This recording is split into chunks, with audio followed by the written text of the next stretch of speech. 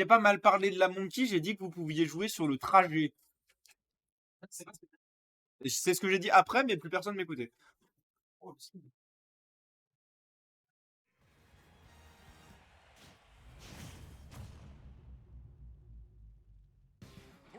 Ok, et donc on va partir sur Small Battlefield, décidément le terrain de ce tournoi.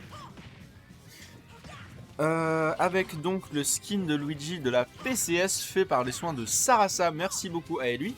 Et immédiatement ça se met sur la gueule. Alors, il y a des choses à savoir sur ce match-up. En général, ça dure approximativement 3 minutes par set. C'est vraiment pas quelque chose qui dure très longtemps. Les deux se maravent en général. Donc ce set là, je peux vous garantir qu'il va pas durer très longtemps. On est en BO5 ou en BO3? BO3 toujours? BO5, et bah même un BO5, je vous garantis que ça durera pas très longtemps comme vous pouvez le constater puisqu'on est à 37 secondes des premières stock parties et c'est un 0 to death qui nous a été proposé par Curako. Curako qui est actuellement à le debreeding. Alors, pour ceux qui connaissent pas, il doit pas y en avoir beaucoup actuellement, mais pour ceux qui connaissent pas, le debreeding, qu'est-ce que c'est? C'est une mécanique complètement craquée à laquelle Wi-Fi Trainer a accès, qui lui permet tout simplement de taper plus fort, d'aller plus vite et d'envoyer plus loin pendant un certain temps, mais ça va pas lui permettre de survivre à ce up B de Luigi qui va prendre cette stock. C'est 2 stocks partout à 1 minute de jeu. Ah, ils me font parler plus vite ces deux-là. Ah là là. Ok, custom combo, build-over combo. Est-ce que tu peux capitaliser là-dessus? Malheureusement, ça ne sera pas le cas. Ok, pareil, on aurait pu continuer là-dessus, mais je pense qu'on n'avait pas forcément la confiance pour. Ça meurt. Ça meurt. Il s'est levé dans un down smash full chargé de Wi-Fi. Évidemment que ça crève. Et léger avantage de Curako, mais vraiment entre ces deux-là, j'ai bien peur que ça veuille pas dire grand-chose. Les stocks partent dans tous les sens, comme on peut le constater avec ce up smash coup de boule. Merci Zinedine pour les travaux, et on part sur une stock chacun. J'ai bien peur que la game ne dure plus très longtemps. C'est extrêmement even entre ces deux joueurs, hein, vraiment.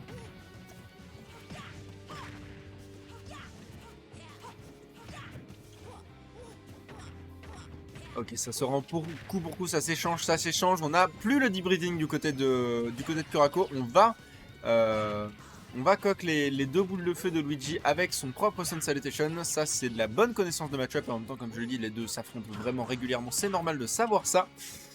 On a tenté de récupérer le debreeding, mais ça a été trop long et on a eu vraiment très peur. Je peux le comprendre. Et pour le coup, j'ai l'impression qu'on n'a même pas tellement besoin, hein. J'en ai bien peur. J'en ai bien peur pour le copain Fenrir. Là, c'est vrai que, même si techniquement il n'y a pas avantage à Curako, maintenant il a le debreeding, donc j'aurais tendance à dire qu'il y a avantage à Curako. Et il va falloir trouver une solution rapidement avant de crever. Parce que là, à 100%, tu prends n'importe quoi, genre ce up smash, tu meurs. Première game récupérée par Curako. Ouah, let's go, Cura, exactement.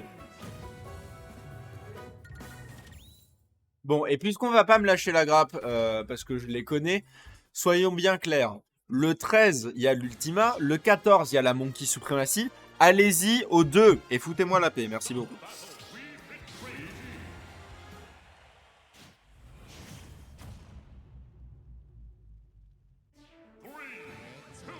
On prend les mêmes, on recommence. SBF sera sûrement le terrain de ce set entier.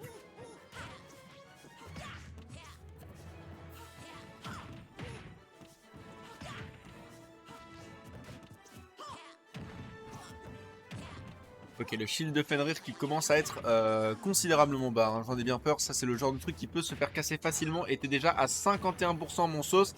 Il s'agirait de ne pas mourir maintenant. 66% et un ballon qui traîne. Un debreeding encore récupéré par Curako. Évidemment, Curako qui, même s'il sait très bien se passer de cette technique, en général ne s'en emmerde pas. Ok, du côté de Fenrir, on commence à revoir un tout petit peu la lumière du jour. Là, un down B, ça pourrait faire le taf. Un up B bien placé, ça pourrait faire le taf. Également, un up smash qui va récupérer l'avantage positionnel ainsi que l'avantage des pourcents, c'est la mort. Très jolie récupération de momentum et de stock de la part de Fenrir qui, du coup, maintenant a l'avantage. Il y a le Luigi qui se déchaîne, qui met sa frame data dans la gueule de la Wi-Fi Trainer. Oh, ça aurait pu être une récupération up B, vraiment Fenrir qui est installé, hein, sur cette deuxième game pour le coup, qui, j'ai bien l'impression, est plus lente que la première Nasulette. D'habitude, c'est plutôt l'inverse. Leur game s'accélère au fur et à mesure parce qu'ils ont juste pas le temps de niaiser. Là, pour le coup, j'ai l'impression qu'ils se calment. Ok. Ah, c'est pas une récupération de stock, hein, toujours pas. Enfin, ce backer qui va récupérer cette stock. On n'est vraiment pas out du côté de Curako. Un petit combo d'e-breathing, ça met du 70% en quelque chose comme 6 ou 7 secondes.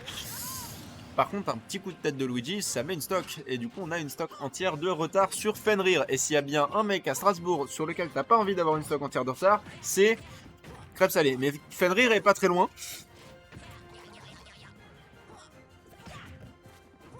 Ouais, et encore une fois, ok, le nerf, le forward tilt. On tente peut-être un peu trop, hein. Et ouais, on tente un peu trop. Ouais, effectivement, on tente un tout petit peu trop. On se fait reverse et on se fait marave. C'est un partout pour commencer ce BO5.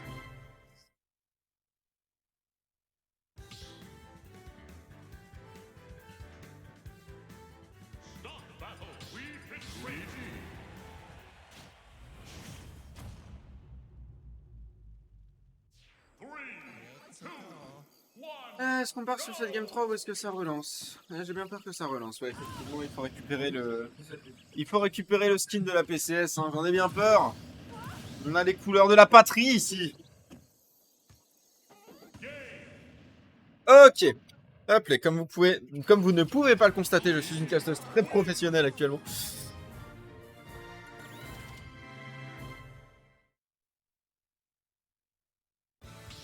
Oh là là, mais les musiques dans le casque de Curako, mais dans mon cœur, dans mes veines, hein, je te jure. Ta playlist, mon gars, un jour faudra que tu me l'envoies en intégralité. C'est pas mon problème.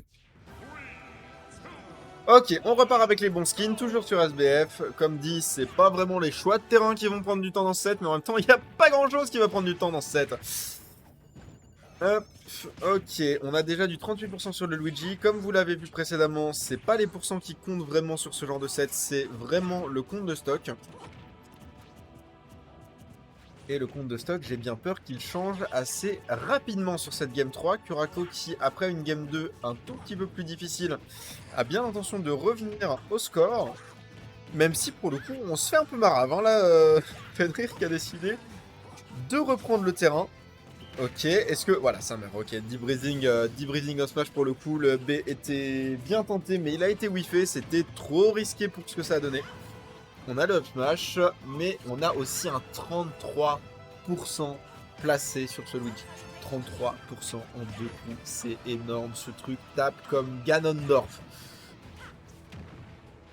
Pour le coup, on va se faire récupérer avec le backer de Luigi 2 fois d'affilée, ce qui va permettre à Fenrir de récupérer cette stock. Les deux sont... En fait, ça fait partie de ces matchs où il n'y a littéralement pas de neutral. Leur but, c'est de se marave la gueule. Ils sont pas en train de chercher à être plus intelligents que l'adversaire. Ils ont juste décidé d'être tous les deux dans une non-réflexion. C'est pas vrai. En vrai, ils réfléchissent vraiment beaucoup à ce qu'ils font, mais c'est tellement agressif et c'est tellement... Ouais, non, c'est très instinctif quand même la manière qu'ils ont de jouer ce match-up spécifiquement, les deux. On les voit beaucoup se fier à leurs émotions et à ce qu'ils pensent qui va marcher ou pas. C'est comme ça qu'on a eu le B-Wiffet de Fenrir qui lui a valu cette première stock. C'est comme ça qu'on a également le backer qui lui pour le coup a récupéré la première stock de Curako.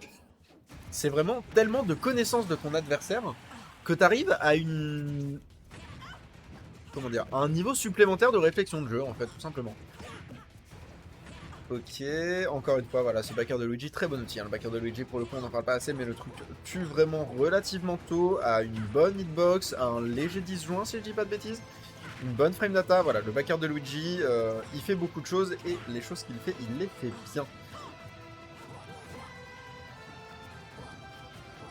Et pour le coup, là, en l'occurrence, ce qu'il va falloir faire avec le backer de Luigi, c'est récupérer cette stock parce que 124% sur la Wii Fit et toi tu continues de te faire gratter 78. Ça aurait pu être le kill.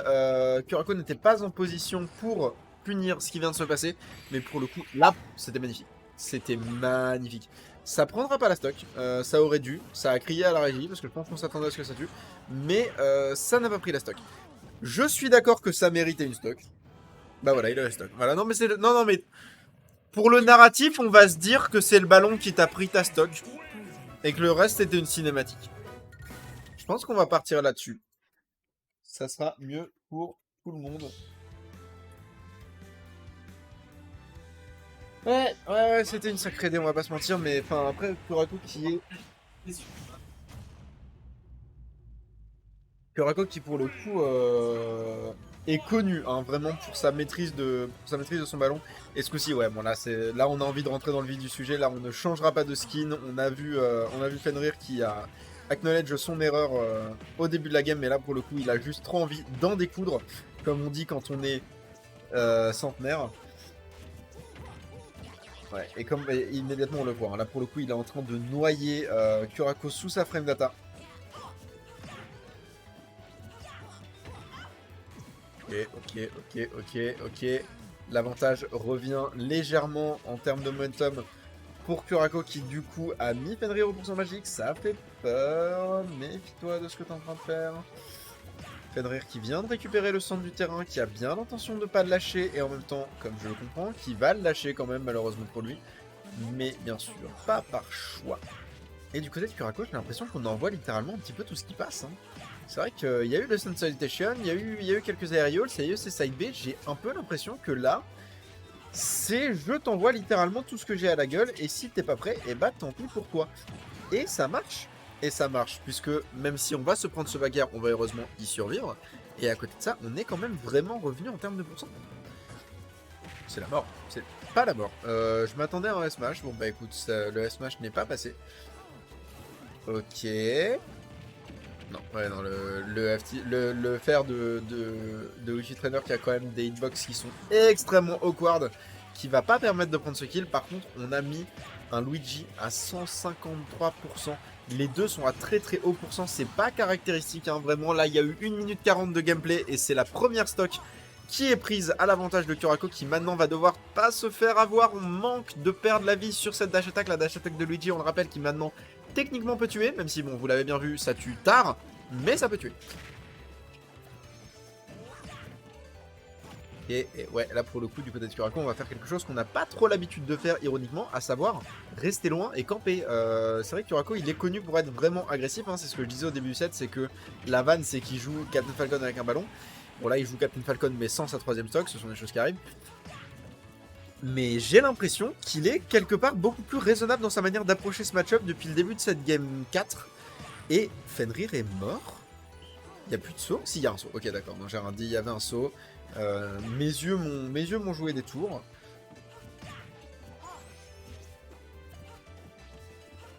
Et Kurako qui continue à gratter. Encore une fois, comme je le disais, qui fait preuve d'une patience qui ne le caractérise pas dans ce match-up, hein, précisément. C'est vrai qu'en général, il se bourrine la gueule.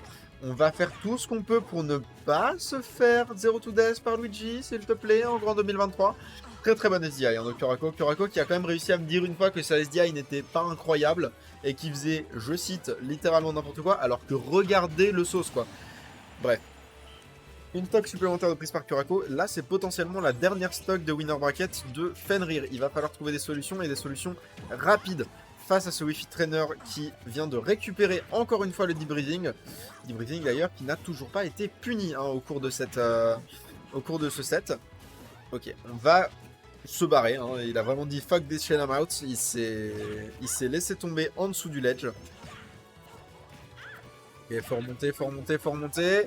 On a les bons mix-up du côté de Kurako, évidemment ce side B qui permet des mix-up de l'enfer. On va prendre la pression sur le shield parce qu'en tant que Wi-Fi Trainer, qu'est-ce que tu veux faire d'autre? Encore une fois, cette dash attack qui manque de peu de prendre la stock. Et encore une fois, un Kurako qui se trouve en situation de ledge trap et qui va réussir à remonter, qui va prendre cette stock. C'était magistral comme enchaînement. Et une winner's quarter qui est remportée par Kurako.